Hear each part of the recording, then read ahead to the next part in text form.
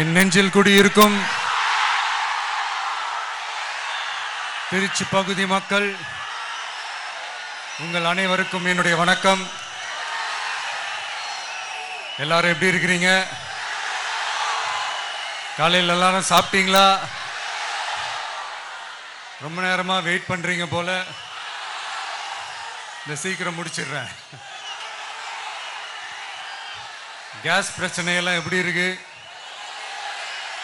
சரியாயிடுச்சா? Solve ஆயிடுச்சா? கேஸ்லாம் book பண்ணீங்கன்னா புக் ஆகுதா? இந்த கேஸ் பிரச்சனையினால எவ்வளவு பிரச்சனைகள், எவ்வளவு டீ கடைகள் மூடிட்டாங்க, எவ்வளவு ஹோட்டல்ஸ் மூடிட்டாங்க, இதனால எவ்வளவு கஷ்டங்கள், எவ்வளவு நஷ்டங்கள். அவங்களாச்சும் கொஞ்சம் உஷாரா இருந்திருந்தாங்கன்னா இந்த கேஸ் தட்டுப்பாடை கொஞ்சம் கண்ட்ரோல் பண்ணியிருக்கலாம்.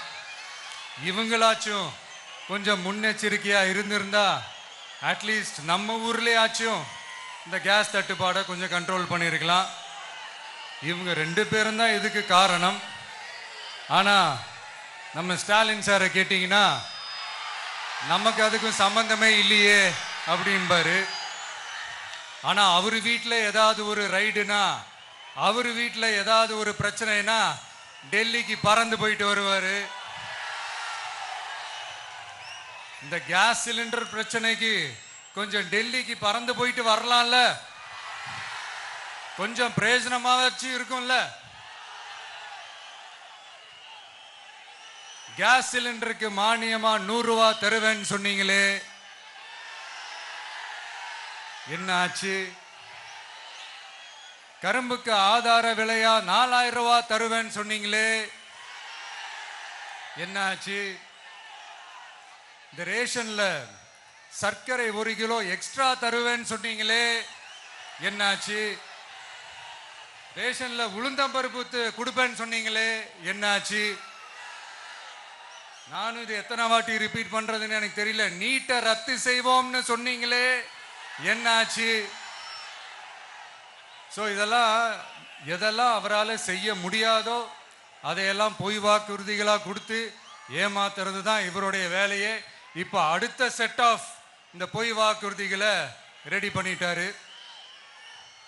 அதனால அவரை மாதிரி நாங்கள் பொய் வாக்குறுதிகள்லாம் கொடுக்க மாட்டோம்.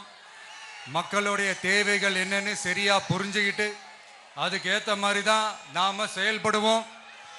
6 சிலிண்டர்கள் தாய்மார்களுக்கு கட்டணம் இல்லாம அன்னபூர்ணி சூப்பர் 6 திட்டம் சொன்ன மாதிரியே நிறைவேற்றுவோம். கல்யாணம் ஆகி போற நம்ம தங்கைகளுக்கு 1 பவுன் தங்கமும் பட்டு சேலையும் சொன்ன மாதிரியே கொடுப்போம். 60 வயசு வரைக்கும் இருக்கிற குடும்ப தலைவிகளுக்கு மாதந்தோறும் 2500 சொன்ன மாதிரியே கொடுப்போம். என்னுடைய அம்மா, அக்கா, தங்கைகள் எல்லாருமே தமிழ்நாட்டில் எந்த மூலையிலிருந்து எங்க வேணாலும், தமிழ்நாட்டுக்குள்ள எந்த பஸ்ல வேணாலும் ஃப்ரீயா சொன்ன மாதிரியே ஃப்ரீயா போகலாம்.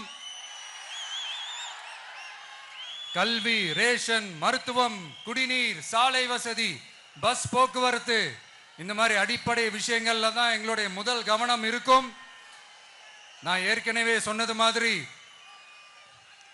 நிறைய கவர்மெண்ட் ஸ்கூல்ல இந்த டாய்லெட் வசதிகள்லாம் சரியா இல்லை, அதை சரிப்படுத்தணும்னு சொன்னோம். உடனே இதெல்லாம் ஒரு பெரிய விஷயமா அப்படின்ட்டு சில அறிவாளிங்க கேட்டாங்க.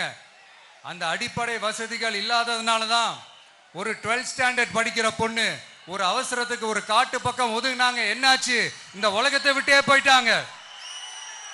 அதுக்கு என்ன காரணம்? இந்த மாதிரி அடிப்படை வசதிகள் இல்லாததான் காரணம். அதனால என்னுடைய தாய்மார்களே, உங்களுக்கு பாதுகாப்பு இல்லாத இந்த அடிப்படை வசதிகள் கூட செஞ்சு கொடுக்காத இந்த தீய சக்தி திமுக அரசை என்ன பண்ணலாம்? தூக்கி வீசி அறிவோமா? எதுக்கு இப்ப அங்க இங்க சுத்திக்கிட்டு நம்ம ஊருக்கே வருவோம், நம்ம திருச்சிக்கே வருவோம். இங்க ஒரு மந்திரி இருக்கிறாரு, நகராட்சி துறையில வேலை வாங்கி தரதா சொல்லி கோடிக்கணக்கான பணத்தை லஞ்சமா வாங்கிக்கிட்டு தகுதியானவங்களுக்கு எல்லாம் வேலை வாய்ப்பு கிடைக்காத அளவுக்கு பண்ணிருக்கிறாரு. இதெல்லாம் எவ்வளவு பெரிய ஒரு ஏமாத்து வேலை. அதனால நம்ம தம்பி தங்கைகளே, உங்களுக்கு இந்த வேலை வாய்ப்பை பறிச்ச இந்த ஸ்டாலின் சார் சர்க்காரை என்ன பண்ணலாம்? தூக்கி வீசி எறிவோமா? உங்களுக்கு இந்த பாதுகாப்பு இல்லாத, சட்டம் ஒழுங்கு சரியில்லாத இந்த தீய சக்தி திமுக அரசை என்ன பண்ணலாம்? தூக்கி வீசி எறிவோமா? நகராட்சி துறையில மட்டுமே 1000 கோடிக்கு மேல ஊழல்னா அப்ப மற்ற துறையில எல்லாம் கொஞ்சம் கணக்கு போட்டு பாருங்க, தலையெல்லாம் சுத்தி போயிடும். நான் கொஞ்ச நாளைக்கு முன்னாடி சொல்லியிருந்தேன், இந்த ஸ்டாலின் சார் டாக்ஸ் அப்படின்ட்டு, இந்த ஜிஎஸ்டி மாதிரி எஸ்எஸ்டி, அதை பத்தி அவங்க வாயை திறக்கலைங்க. என்னமோ அவங்களே ஒத்துக்கிட்ட மாதிரி இருக்குது. ஆமா, இப்படி ஒரு டாக்ஸ் இருக்குது அப்படின்னு அவங்களே ஒத்துக்கிட்ட மாதிரி ஆயிடுச்சு.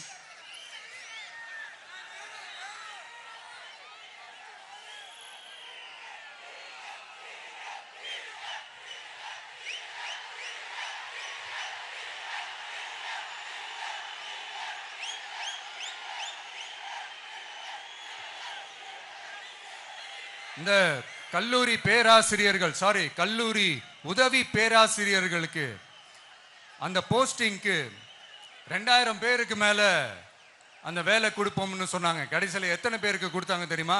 வெறும் 5 பேருக்கு. 2000 எங்க, இந்த 5 எங்க? அதனால இதெல்லாம் வெறும் அறிவிப்புகள் மட்டும்தான். இது மாதிரி லட்சக்கணக்கான காலி பணியிடங்களை நிரப்புவோம்னு சொன்னாங்க. அதுவும் என்ன ஆச்சுன்னு தெரியல. இதெல்லாம் வெறும் அறிவிப்புகள் மட்டும்தான். இதனால ஒரு யூஸுமே கிடையாது. யூஸ்லெஸ் கவர்மெண்ட் இது. அது மாதிரி 100% ஒரு நியாயமான ஒரு ஆட்சியை நாம கொடுப்போம்ங்க. 100% நீங்க இந்த விஜய நம்பலாமுங்க. நீங்க நம்புறீங்கன்னு எனக்கு தெரியும். அதனாலதான் என்னுடைய சொந்த பந்தங்களாகிய உங்ககிட்ட எனக்கு அந்த உரிமை இருக்கு. எனக்கு ஒரு வாய்ப்பு கொடுங்க, எனக்கு ஒரு சான்ஸ்.